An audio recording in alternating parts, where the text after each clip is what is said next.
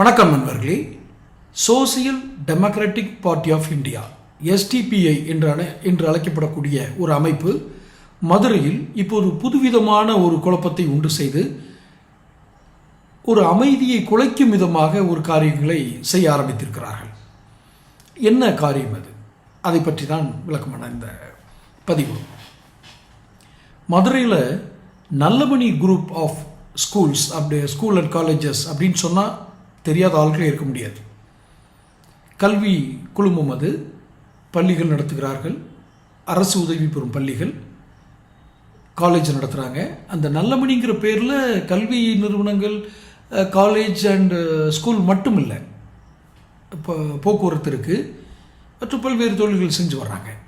அதனுடைய இன்றைய தலைமுறை, இன்றைக்கி இருக்கிற தலைமுறை, அதாவது தாத்தா அப்பா பேரன் அப்படிங்கிறதுல இன்னைக்கு இளைய தலைமுறையில் அப்பாவும் இருக்கிறாங்க. இளைய தலைமுறையில் இருப்பவர் பேர் தான் நல்லமணி ராஜேந்திரன். எல்லாம் அதே பேர்லாம் வருவாங்க, தாத்தா பேர்லாம்.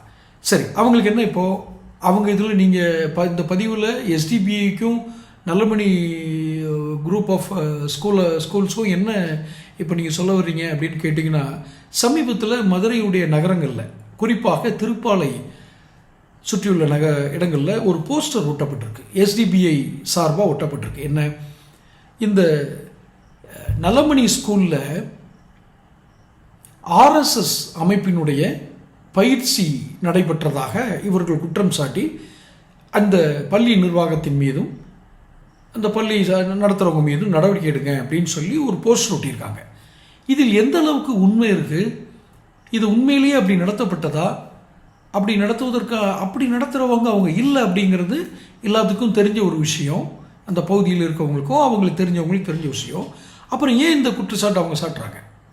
இதான நம்ம இது குறித்து கொஞ்சம் விசாரித்தோம். என்ன காரணம்னா, இந்த Social Democratic People of India அப்படின்னு போடுறாங்க இல்லையா, இந்திய சிறுபான்மையினருக்கான அமைப்பாக சொல்கிறாங்க இல்லையா, ஆனால் அதிகமாக அதில் ஈடுபாடு உள்ளவர்கள் எல்லாம் இஸ்லாமியர்கள். நான் இஸ்லாமியர்களை குறை சொல்கிறதுக்காக இந்த பதிவு போடலை.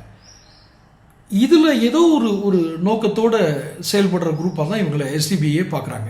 தேவையில்லாத விஷயங்களில் போய் தலையிடுறது, ஒரு பரபரப்பு, ஒரு பதற்றத்தை உருவாக்குறது, இது மாதிரி செயல்களை இவங்க இது வரைக்கும் செஞ்சுருக்கிறதா. நான் அவங்க மேலே குற்றம்லாம் சாட்டலை.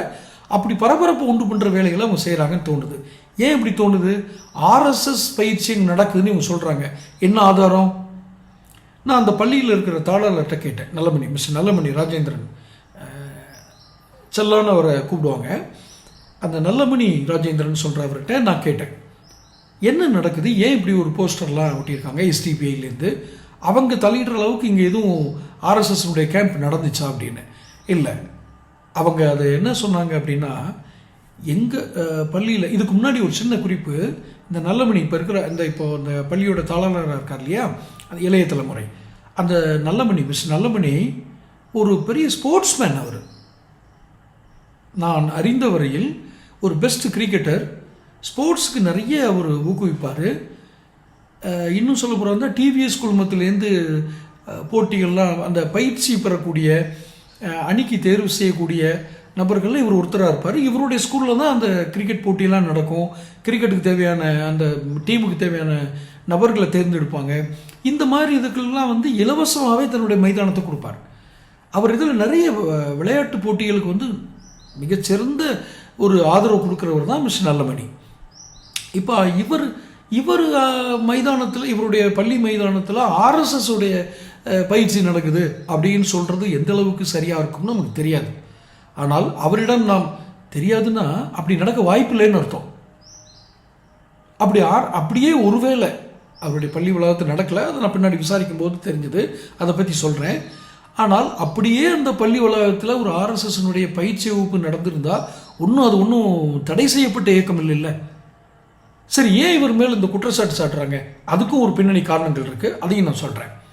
அப்போ அவர்கிட்ட கேட்டும்போது அவர் சொன்னது, இந்த கேம்ப் நடந்தது ஆக்சுவலாக அந்த கேம்ப் நடந்தது இவங்களுடைய ஸ்கூலில் இல்லை. இவங்களுடைய அந்த நல்லமணி யாதவா ஸ்கூலில், ஹையர் செகண்டரி ஸ்கூலில் அது நடக்கலை. பெண்கள் மேல்நிலை பள்ளி, அது பெண்கள் மட்டுமே படிக்கக்கூடிய பள்ளி. அந்த பள்ளியில் அது நடக்கலை அந்த கேம்ப்பு. ஆக்சுவலாக அது நடந்தது ஆறுமுகம் காலேஜ் ஆஃப் எஜுகேஷன் அப்படின்னு சொல்லி அவங்களுடைய சார்பு நிறுவனத்தை சார்ந்த ஒரு காலேஜில் தான் அது நடந்திருக்கு. அதுவும் ஒன்றும் அவங்க மூடி மறைச்சிலாம் ஒன்றும் நடத்தலை, அங்கே தான் நடந்திருக்கு. ஆனால் இவர் மேலே அதை ஏன் குற்றச்சாட்டணும்? மிஸ்டர் நல்லமணி நடத்துகிற ஸ்கூல் மேலே வந்து அந்த குற்றச்சாட்டு ஏன் நடணும்? ஸ்டேட் லெவல் ஜூனியர் அன்னைக்கு இவங்க சொன்ன நேரத்தில் state level junior cricket tournament தான் நடந்திருக்கு. அப்போ ஏன் அதை இவங்க இங்கே நடந்ததாக சொல்லணும் அப்படின்னா, அவர் நான் கேள்விப்பட்ட வரைக்கும் மிஸ்டர் நல்லமணி வந்து மதுரை காமராஜர் பல்கலைக்கழகத்தில் சிண்டிகேட் உறுப்பினராக இருக்கார். நம்ம மாநிலத்தினுடைய தமிழ்நாடு கவர்னர் வந்து அப்பாயின்ட் பண்ண போஸ்டிங் அது. அப்போ இதில் ஏதோ ஒரு அரசியல் நோக்கமும் உள்ள நுழைதோன்னு ஒரு சந்தேகம் நமக்கு வருது. புரியுதுங்களா? ஏன்னா இப்போ கவர்னர் அப்பாயின்மெண்ட் பண்ணுறாருன்னா ஆர்எஸ்எஸ் பின்னாடி தான். அப்போ இங்கே வேறு பக்கத்தில் காலேஜில் நடந்த கேம்ப்பு இங்கே நடந்ததா ஒரு போஸ்ட் ஓட்டி இந்த பள்ளிக்கூடத்தின் மேலே, இந்த பள்ளி நிர்வாகத்தின் மேலே ஒரு வேண்டுமென்றே ஒரு அவதூறு பரப்புகிறாங்களோ அப்படின்னு ஒரு சந்தேகம் எழுது. இந்த சந்தேகம் வலுக்கிறதுக்கான காரணம் என்ன அப்படின்னு பார்த்தீங்கன்னா, இந்த ஸ்கூலில் ஒரு ஃபுட்பால் டீம் விளையாண்டுட்டு இருக்காங்க. கால்பந்து அணி வந்து ப்ராக்டிஸ் எடுத்துகிட்டு இருக்காங்க. அப்போ பார்த்தீங்கன்னா ஒருத்தர் ஒரு வயது குறைவான பையன் கையில் இந்த சரவெடின்னு சொல்லுவாங்க இல்லையா, பட்டாசுகள் வச்சுருந்துருக்கான். ஏன் அவசியம் இல்லாமல் ஃபுட்பால் விளையாடுற டீமில் வர்றவன்ட்டு அந்த மாதிரி வெடியெல்லாம் எதுக்கு வச்சுருக்கான்? வெடி சொன்னால் இது தீபாவளி போடுற வெடி தான், அதையே வச்சுருக்கான்னு கேட்குறப்ப அவன் முழிக்கிறான். இது எதுக்காக இந்த திட்டமிடல் நடந்திருக்கு அப்படின்னா, அந்த சரவெடியை பொருத்தி போட்டு இந்த சத்தம் கேட்கும்போது இதை ஃபோட்டோ எடுக்கிறதுக்கோ இந்த சத்தத்தை பதிவு பண்ணுறதுக்கு கேமராவோட 2 பேர் ஒளிஞ்சிருந்துருக்காங்க. இவங்க விரட்டும் போது ஓடிருக்காங்க. இது நான் கேட்டறிந்த ஒரு சம்பவம். அப்போ ஏதோ ஒரு முயற்சி அந்த யாதவா பெண்கள் மேல்நிலைப் பள்ளியில், நல்லமணி யாதவா பெண்கள் மேல்நிலைப் பள்ளியில் அந்த நிர்வாகத்தின் மேலே ஒரு குற்றச்சாட்டோட இந்த மக்களுக்கு ஒரு அச்சமூட்டும் வகையில் உள்ள ஒரு குற்றச்சாட்டை வைக்கணுன்ற நோக்கத்தோடு தான் இது நடந்துக்கிறதா நான் பார்க்குறேன். இப்படி ஏன்னா இந்த குற்றச்சாட்டு சொல்கிறது யார்? அக்கம் பக்கத்தில் இருக்கிற மற்ற குடியிருப்புவாசிகள் அல்ல, எஸ்டிபிங்கிற அமைப்பு. எஸ்டிபி அமைப்பு மேலே நம்ம அந்த அமைப்பை குறை சொல்கிறதோ இல்லை அந்த அமைப்பு மேலே சட்டபூர்வமான எதுவும் நடவடிக்கைகள் எடுக்கணுன்றதோ நம்ம நோக்கம் இல்லை. ஆனால் எஸ்டிபிஐ என்று போட்டு தான் போஸ்ட் அடிச்சிருக்காங்க. அதை அவங்க தான் அடித்தாங்களா? ஏன் ஒரு கல்வி குழுமத்தை நடத்துகிற ஒரு மேலே இப்படி ஒரு வன்மத்தை திணிக்கணும்? அவர் மேலே அவர் பெயரை கெடுக்கும் முயற்சியில் ஏன் ஏற்படணும்? அங்கே நடக்காத ஒரு நிகழ்ச்சிக்காக நாம் விசாரித்த வகையிலையுமே அது வந்து ஆர்வம் காலேஜ் ஆஃப் ஹியூமன் எஜுகேஷன், அதாவது பிஎட் காலேஜ்னு சொல்லுவாங்க இல்லையா, அந்த காலேஜில் தான் அந்த கேம்ப் நடந்திருக்கு. அந்த கேம்ப்லேயும் ஒன்றும் அவங்க வந்து ஆயுத பயிற்சியோ இல்லை வெடிகுண்டு தயாரிக்கிற பயிற்சியெல்லாம் பண்ணலை. ஒரு ஆர்எஸ்எஸ் என்பது ஒரு அமைப்பு, இந்தியாவில் இருக்க ஒரு அமைப்பு. அது இவங்க ஸ்கூலில் கூட நடக்கலை. ஆனால் இந்த ஸ்கூலில் நடந்ததாகவும் அதுக்கு இந்த ஸ்கூலில் இந்த பள்ளிக்கூட நிர்வாகம் ஆதரவு கொடுக்கறதாகவும் ஒரு மாய தோற்றத்தை உருவாக்க இந்த எஸ்டிபிஐ அமைப்பு ஏன் முயற்சி பண்ணணும்? இதுக்கு பின்னாடி இருக்கிறதா நான் சொன்னேன். இப்படி ஒரு சந்தேகம் எங்களுக்கு இருக்குது. இவர் வந்து சிண்டிகேட் உறுப்பினராக இருக்கார், இந்த ஸ்கூலுடைய தாளாளர். அப்போ அந்த சிண்டிகேட் நம்ம யூனிவர்சிட்டி சிண்டிகேட் உறுப்பினராக இருக்கார், கவர்னரால் நியமிக்கப்படுறார். அப்போ அந்த கவர்னர் நியமித்தா அவர் மேலே இந்த ஆர்எஸ்எஸ் ஒரு சாயத்தை படி வைப்போம் அப்படின்னு முயற்சி நடக்குதா? இதெல்லாம் அரசியல் சம்மந்தப்பட்டவர்களுக்கோ இதுக்கோ தெரியாமல் இருக்குதா? ஏன் அவர் மேலே இந்த வன்மத்தோடு செய்யணும்? அதாவது யாருக்கு பாதிப்பு வந்தாலும் பாதிக்கப்பட்டவர் தளத்தில் நின்று ஆதரவு தெரிவிப்பது தான் நம்ம சேனலுடைய வழக்கம். நான் இதில் வேற என்ன நோக்கம் இல்லை. நம்ம எந்த கட்சியை சார்ந்தவரும் இல்லை, எந்த அமைப்பை சார்ந்தவங்களும் இல்லை. உடனே நம்ம வழக்கம் போல் நம்ம வீடியோவுக்கு கீழே கமெண்ட் பாக்ஸில் வந்து நீ ஆர்எஸ்எஸ் கைக்கூலி, பிஜேபி சங்கி அப்படின்லாம் போடுவாங்க. அதை பற்றியெல்லாம் கவலை இல்லை, நடுநிலைமையோடு சொல்கிறோம். அதுவும் மிஸ்டர் நல்லமணி அவங்களுடைய பாரம்பரியம், கல்வி நிறுவனங்களை அவங்க நடத்துகிற விதமெல்லாம் அறிஞ்சிட்டு தான் அதை சொல்கிறோம். நல்ல அறிந்தவன் என்ற முறையில் தான் அதை சொல்கிறோம். ஏதோ ஒரு நோக்கத்தோட மக்களிடத்து ஏற்கனவே திருப்பரங்குன்றம் தீபத்தின் விவகாரம் ஓடிட்டுருக்கு. இஸ்லாமிய மக்களுக்கும் இந்து மக்களுக்கும் இடையே ஒரு அச்சத்தை, ஒரு பகைமையை உண்டாக்கக்கூடிய ஒரு பேசு பொருளாக அது ஓடிட்டுருக்கு. அந்த டயத்தில் அந்த எஸ்டிபிஐ வந்து இப்படி ஒரு ஆர்எஸ்எஸ் முகாம் வந்து இவங்ககிட்ட நடக்குதுன்னு சொல்கிறதுனால தான் இது மேலே கூடுதல் கவனமும் நமக்கு வருது. ஏன் இது வேறு ஏதோ சதி நடக்குதோ, வேறு ஏதோ அவர் தனிப்பட்ட முறையில் அவருடைய பேரை கெடுக்கணும் நடக்குதா? இல்லை பொதுவாகவே ஆர்எஸ்எஸ் முத்திரை குத்திட்டாலே வந்து அந்த பள்ளிக்கூடத்தை வந்து ஒரு வித்தியாசமாக பார்ப்பாங்கன்றனால நடக்குதா? இதை ஏன் இது செய்கிறாங்க? ஏன்னா இவங்களுடைய முந்தைய நடவடிக்கைகள், எஸ்டிபியோட முந்தைய நடவடிக்கைகள்லாம் ஒரு சர்ச்சைக்குரிய நடவடிக்கைகளில் ஈடுபடுறவங்கன்றனால இதை நாம் மறு ஆய்வு செய்ய வேண்டிய இடத்துல இருக்கோம். அதனால் இந்த நல்லமணி குழுமம் அந்த பள்ளிக்கூடங்களில் அமைதியாக எல்லா மதத்தை சார்ந்த குழந்தைகளும் கல்வி பயில்கிறார்கள். கல்வி பணி என்பது சாதாரணமல்ல. நீங்கள் எத்தனை கோடி கொடுத்தா கூட கிடைக்காதது கல்வி அறிவு. அந்த கல்வி அறிவை கொடுக்கக்கூடிய ஒரு நல்ல சிறந்த பள்ளி, அந்த பள்ளியின் மீது இது மாதிரி ஆர்எஸ்எஸ் அது இதுன்னு ஏதாவது ஒரு குற்றச்சாட்டுகள் வீண் பழிகள்லாம் சுமத்தாதீங்க. அதை நடத்துகிற மனிதரும் மிக நல்ல நோக்கத்தோடு நடத்துகிறார்.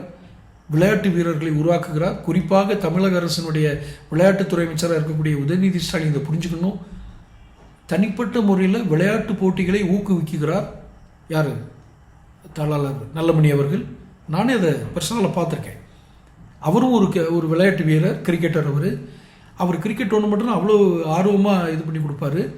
டிவிஎஸ் குழுமத்தினுடைய ஏற்கனவே நான் சொன்ன மாதிரி பல கம்பெனிகளுடைய டீம் இருக்காங்க இல்லையா, அந்த கிரிக்கெட் டீம், ஃபுட்பால் டீம், நீச்சல் பயிற்சி. அங்கே இருக்கிற குழந்தைகள்லாம் எனக்கு தெரிஞ்சு யாரும் தவறாக எடுத்துக்க வேண்டாம், அவங்க ஸ்கூலில் படிக்கிற குழந்தைகள்லாம் வந்து நடுத்தர குடும்பத்தை சேர்ந்தவர்கள். அவர்களுக்கு இவருடைய தனிப்பட்ட முறையில் உதவியில் நிறைய அவங்களுக்கு அந்த குழந்தைகள் வந்து விளையாட்டில் சிறப்பாக இருந்தாங்கன்னா உதவிகள் செய்கிறாரு.